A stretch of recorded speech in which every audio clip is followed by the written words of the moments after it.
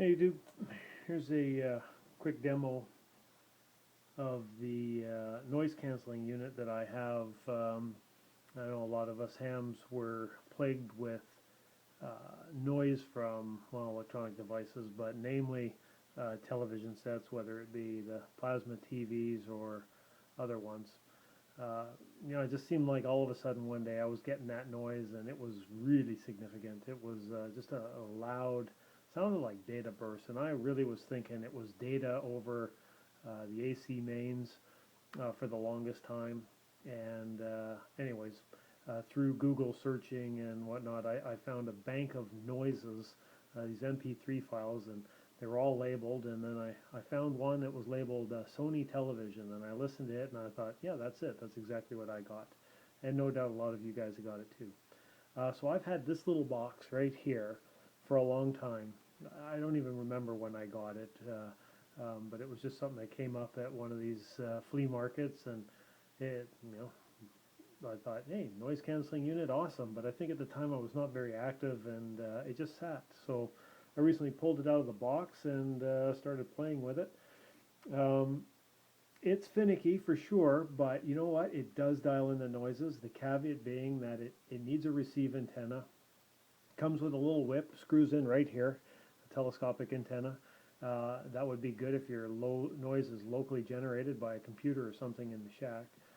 I've actually strung up a wire. It's probably about 50, 60 feet long here, stretches along the fence line, just on the top. And it seems to work really, really well. So it's hooked into the back. And then, of course, you have your radio lead and your antenna lead coming up the back too.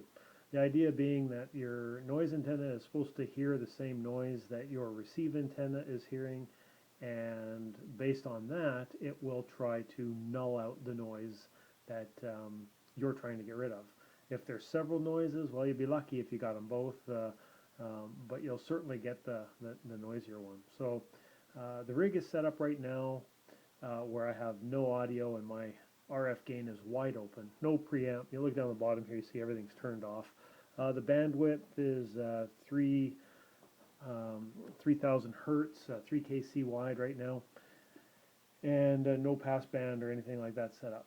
So yeah, I'll turn it on and the volume here, and we'll listen. I believe there's a QSO going on here. Yeah, they may have wrapped up, but that's the kind of noise that I'm hearing. One of the first things you want to do, oh yeah, they're still there. One of the first things you want to do, of course, is to knock back your RF gain. So I'll do that.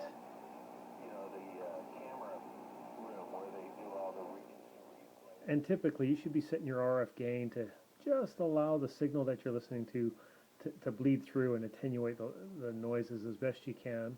And yeah, and then you're not overloading your front end of your receiver. So I've got it down fairly low. I'll turn the volume up so you can hear it.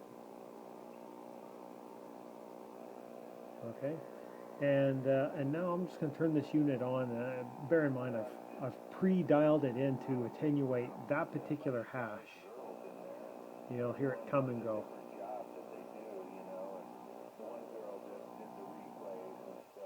Okay.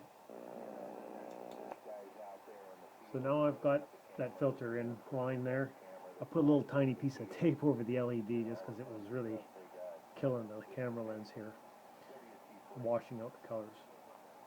Okay, so it's in line.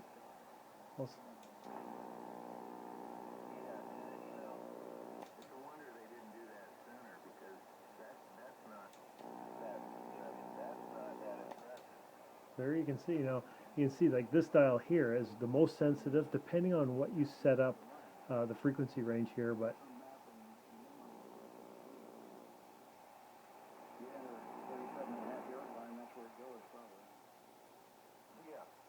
of course that noise has got to be playing. So right around there still allows the signal that I want to hear come through, and yet it's nulling out that hash.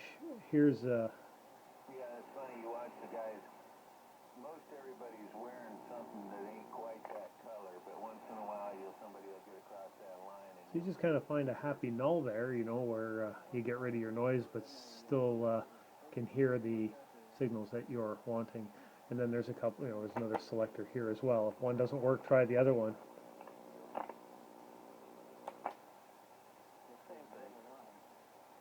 Okay, so that's in line. Yeah, same thing. That's out of line. Well, we're at a quiet. Just like we said, any given color out of the palette.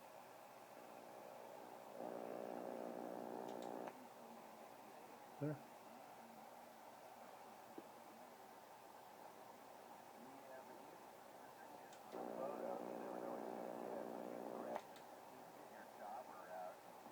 So now I'll take the preamp and turn it on.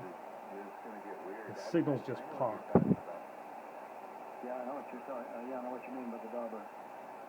I can even knock the RF gain down a little bit more. This color. So you go grab it and you say, okay, now what do you want to change it to? And you do that. And if the signals are loud enough, I can take the DSP. Yeah, how it works. Yeah, it's that Photoshop is quite a tool.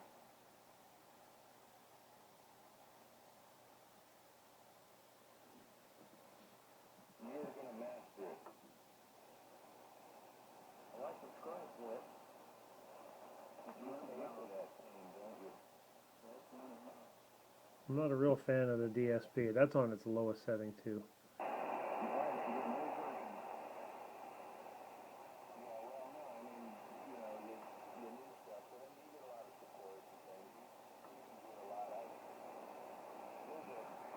Even open up the bandwidth.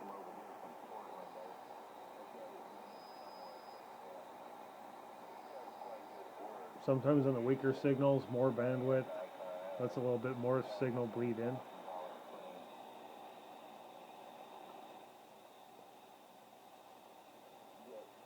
Okay, well, let's turn it off. So that's what I'd be listening to otherwise.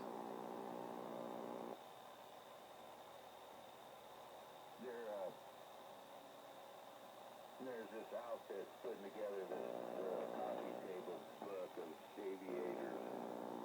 They wanted pictures of the old man, so they sent this photographer over to shoot Dad a couple times and get him in the book there. So we'll see what it looks like. So yeah, that's it in a nutshell. Your mileage may vary, but I'm quite satisfied with it. Like I said, it's a necessary evil, I suppose, here in the shack. Less is more, but in this case, I don't mind having it in line here with the rest of the toys. All right, 7-3, Victor Alpha 7 Zulu Radio.